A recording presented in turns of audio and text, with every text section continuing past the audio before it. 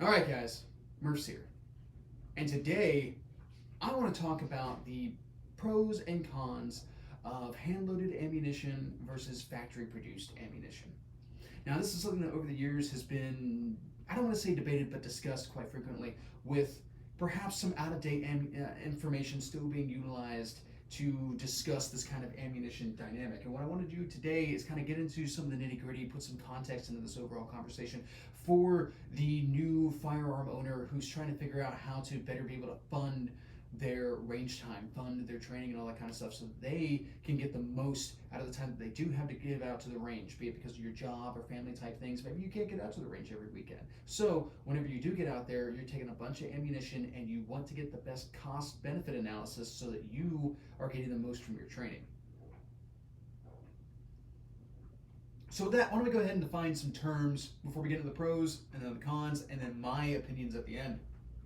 So, first off, hand loading. Hand loading is the practice of taking ammunition components and combining them into one cartridge, doing the sizing, the fitting, the seating, pouring the powder, seating the primer, all that type of stuff, creating your own ammunition at home. Store-bought ammunition is ammunition produced by manufacturers like Winchester or Hornady or Federal, and it's just stuff that you go down to your local gun shop, and based on whatever your local ordinances are and all that kind of stuff, how much you're able to purchase and whether or not you have to be a specific age to purchase all come into account. Now, there's kind of a shadowy middle ground between these two concepts, and that is remanufactured ammunition. This is ammunition. Generally, it's a lot of like local people, but you do have some national chains or national industry capability like Freedom Munitions, in which ammunition is collected up from shooting ranges or something along those lines, and then is reloaded for industrial or at industrial capacity and sold in big box stores or on the internet, something along those lines. And we'll kind of discuss the ebb and flow of all these types of dynamics here in just a moment. Starting off with the pros of hand loading. Well, one of the great things about hand loading is that you are in charge of quality control. So if you want a specific overall length, if you want to be in control, making sure that the ammunition is pressed properly, that it is trimmed properly, that your propellant is consistent enough that you have a very low standard deviation between all of your ammunition when it comes to velocities and all that kind of stuff. You are in charge of how that ammunition comes out, and it'll come out just as good or just as bad as you allow it to be. And this is really great if you're trying to do some like long distance match type shooting. Pretty much everyone I know who shoots PRS winds up hand loading their own ammunition in order to be able to get the best consistency, because consistency is going to breed good results. Now, you could also find the same type of dynamic in hunting type ammunition if there's some combination of projectile and velocity that you're not seeing in factory ammunition, so you decide to load your own. And you could also go out and like load up a whole bunch of like FMJs and stuff like that if you were able to produce ammunition at a large enough amount to be able to take to competitions or shooting courses and stuff like that. And I have seen that in the past.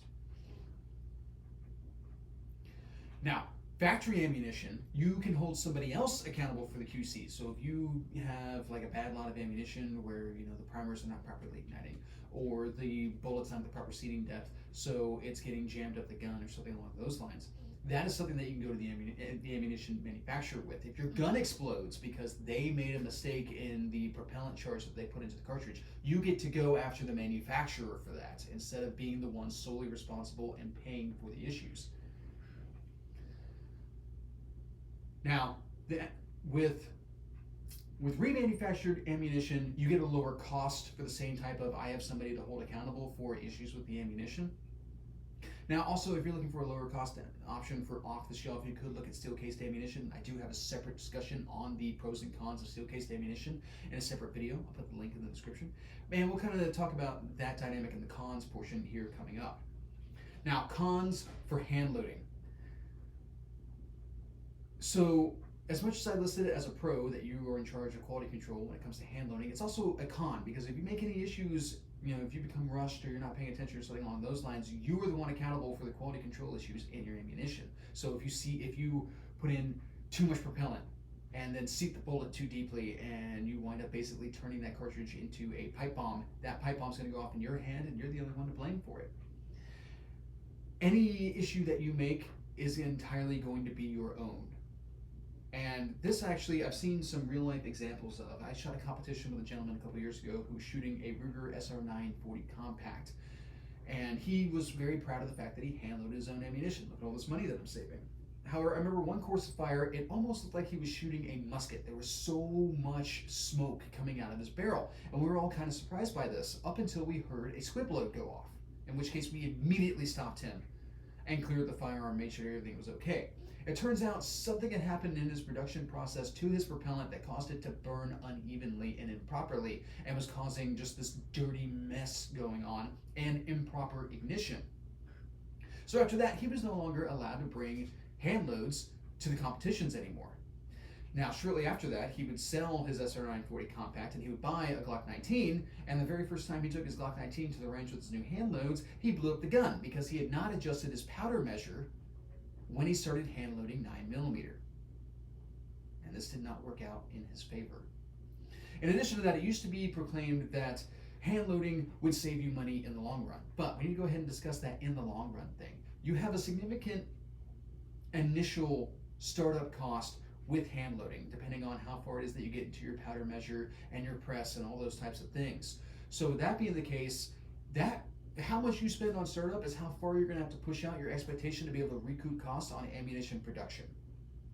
That's something you have to keep in mind, especially since, as it turns out, hand loading is still impacted by the rest of the market, because as we saw in 2020, primers went from very available and inexpensive to very rare and rather expensive. As it turns out, the same trends and such that affect factory produced ammunition also impact hand loading, and it can quickly become more costly than just buying it off the shelf. And that is a dynamic that you have to keep in mind.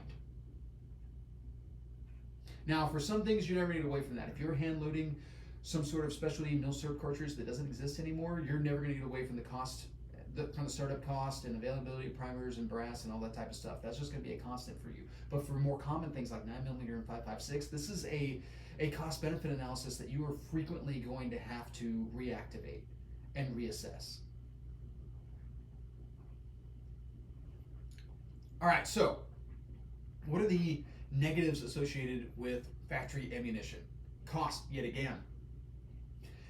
Ammunition rushes or ammunition pandemics more frequently adversely affect factory produced ammunition long before it will really affect hand loads. But there will still be effect eventually between both of them. Now, also, if you're talking about specialty cartridges that you can't necessarily just run out and buy, or something very specific that you're trying to tune for, factory ammunition may not necessarily be able to accommodate what it is that you want. In addition to that, you're going to wind up with a very wide standard deviation in velocities potentially. Even stuff that claims to be match grade ammunition might have more deviation in your velocities across just a box of ammunition, let alone lots, than what you really want to account for.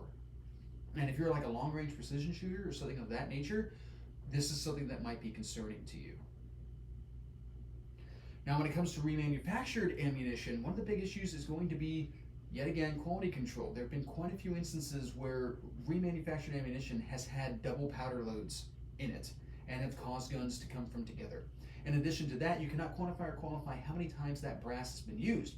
Perhaps somebody left out their multiple use hand loads, and now those walls have become very thin, and potential rupture of a cartridge casing in the chamber goes way up, which is going to cause its own series of issues. So yes, it's at a lower cost, but maybe at this point it's better to pursue steel-cased ammunition as opposed to remanufactured ammunition if you're trying to save on money. A big thing to keep in mind is that hand loads, remanufactured ammunition, and steel-cased ammunition can all void your warranty in certain firearms. So you kind of got to take that into the overall cost-benefit analysis. I don't do a lot to preserve warranties because at the end of the day, I try to pick guns that work. And yeah, every manufacturer has a few lemons and all that kind of stuff, but I go after manufacturers that have consistent histories of high quality firearms, and I try to stick with those so that I cut down on the possibility of repercussions from poor manufacturing techniques in the firearms. All right, so what are my recommendations when it comes to selecting between these types of ammunition? When it comes to hand loading, if you're trying to tune a competition load, say you need to make power factor or you're trying to put together the lightest load that you possibly can so that you have the flattest tracking slide and the least amount of disturbance to your sight picture. Hand load. If you're talking about shooting long range precision matches, you should probably hand load. If you're a very discerning person who wants that specific hunting load at a higher velocity, you should hand load.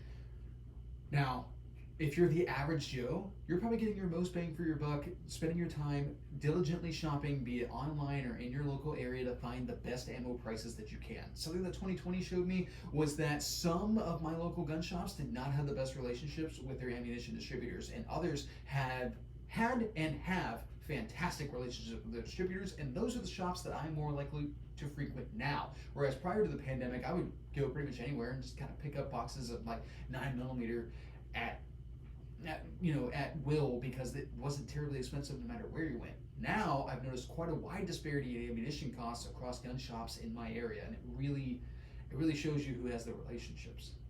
When it comes to remanufactured ammunition, most people will tell you don't buy it, and I've got to say that I can appreciate why it is that they would say that. Now, personally, what choices have I made when it comes to these different type of ammunition sources? I do not hand load. Now, in years past, I've cited it because I have so many different cartridges, and it really doesn't help me out to try to hand load because I want to hand load for all of them. Now, of course, that's not really a bar to starting hand loading, because if I picked out any one of those cartridges, let's say if I started hand loading for 40 Smith & Wesson, that would save me money at some point. Now, with the amount that I shoot 40 Smith & Wesson, it probably would take quite a while for that cost-benefit analysis to show out. But if I switch that over to 9mm or 5.56, it could be more immediate. My issue has become that I don't really have a place to set up a hand loader. I don't really have anywhere that is suitable for a hand loading station, so I have not invested into the process of getting into hand loading. At some point in the future, especially for some of the weird stuff that I shoot, I will probably start hand loading. It's not something I'm in a rush to do. Most of my money is made on store-bought ammunition, and then I am also completely fine with buying remanufactured ammunition because it is inexpensive. And at the end of the day, when you look at the number of guns and different ammunition types that I need to supply for these firearms in order to be able to keep the channel going, my own interest, and my own training regimen on par, I need ammunition any way that I can get it, and I need it the cheapest way I possibly can.